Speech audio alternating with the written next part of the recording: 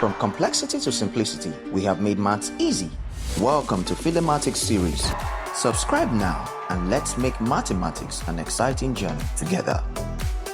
The 34th question of NECO 2025 is on volume of a pyramid, and the question says, if the volume of a rectangular base pyramid is 60 cm cubed and its base area is 18 cm square, calculate the height of the pyramid.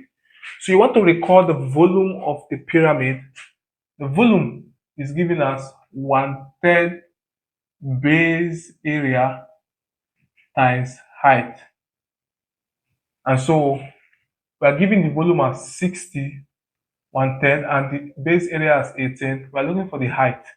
3 can go into 18 6 times, and 6 can divide 6 to 10.